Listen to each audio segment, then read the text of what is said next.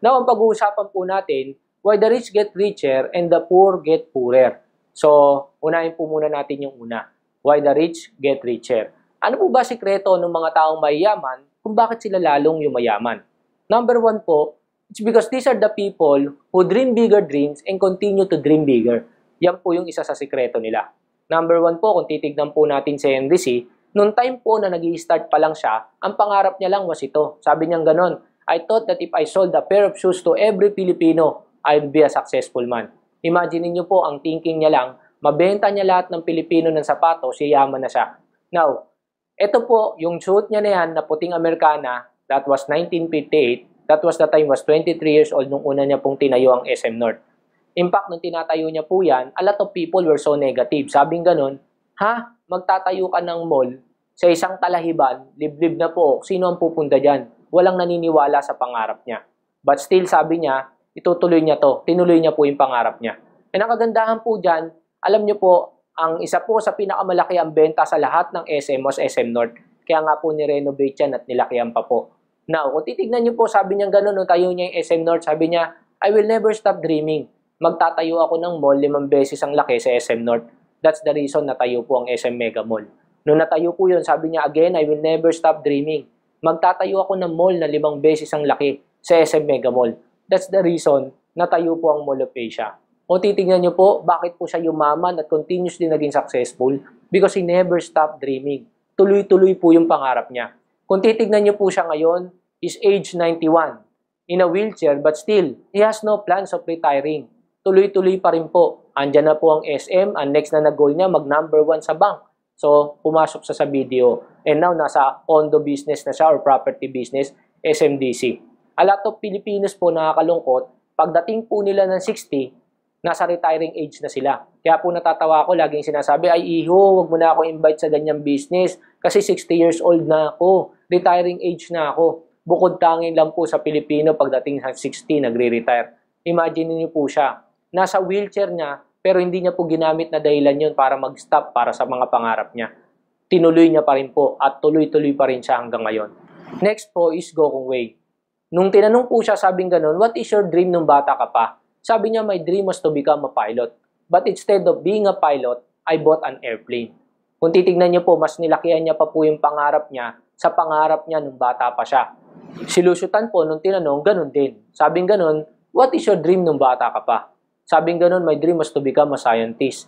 But instead of being a scientist, I ventured into business. And now, I own several companies. Siya po may-ari ng Asia Brewery, PAL, Fortune Tobacco, Eaton, PNB, etc. Kung titignan niyo po, sobrang successful nitong tao to. Why? Because he never stopped dreaming. Alam niyo po, nakakalungkot kasi maraming tao na ang pangarap lang po nila kumain 3 beses ang araw, magkaroon ng motor, magkaroon ng second hand na kotse, masaya na po sila. Kumita ng 20, 30,000, makapag-abroad, masaya na po sila. Magkaroon ng bahay, kahit po sobrang liit, okay lang. That's the reason kung bakit po mas maraming Pilipino po ang mahirap. Why? Kasi po sobrang liit na mga pangarap nila.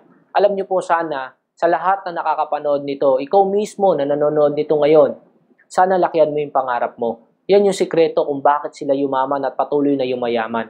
Never stop dreaming kasi libre yan. But I suggest, kung mangangarap ka, just be determined para ma-achieve yan. And please, put that dream into action. Trabahuin mo lang. And para hindi po maging bangungot yan, then you find an opportunity para makuha mo yan. Well, in fact, baka ito na po yung opportunity na hinihintay mo para makuha mo yung mga pangarap mo. One of my favorite quotation was this one. There are no great people in the world, only ordinary. The only difference is that some set higher goals, they dream bigger dreams, and they settle for nothing less than the best. Kung titignan po natin, lahat naman ng tao ordinaryo lang. Lahat po tayo pantay-pantay lang. Even po nag-start sila yan si Lusutan, ordinaryong tao lang po yan. Pero imagine niyo po, bakit sila yumaman? It's because they never stop dreaming. And they settle for nothing less than the best. Hindi po sila complacent. A lot of Filipinos po kasi nakakalungkot na masaya na po sila sa buhay na kinalalagyan nila. Guys, kayo po na nanonood nito, kung ano po yung pinaniniwalaan nyo, mangyayari po sa inyo yan. And believe me, have big dreams. And someday, ikaw po mismo magugulat ka sa mga bagay na narating mo.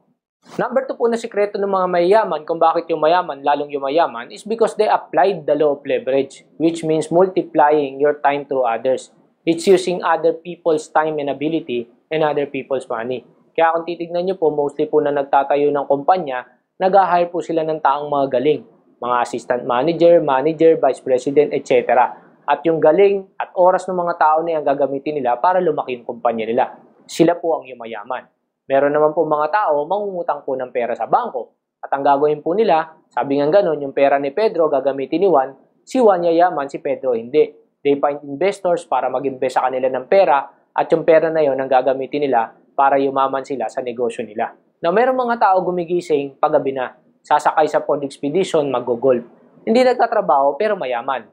Meron naman mga tao gumigising paggabi na, sasakay sa Mercedes-Benz, magpapadrive sa driver niya, magbo-ballroom, magbibigay pa ng 5,000 sa DI. Hindi nagtatrabaho pero mayaman. Pero merong mga tao gumigising, umagang-umaga pa lang, umuwi gabing-gabi na. Trabaho ng trabaho pero hindi yung mayaman. Why? It's because these are the people who are not applying the law of leverage. Kung titignan nyo po, kaya mo ba magtrabaho ng 24 hours per day, 7 days a week? Baka isang linggo mo lang gawin na magtrabaho ng 24 oras isang araw na sigurado, punerarya na abutin mo. Now, paano mo tatapatan si Henry C? Si Henry C nagtatrabaho ng 4 million hours per day.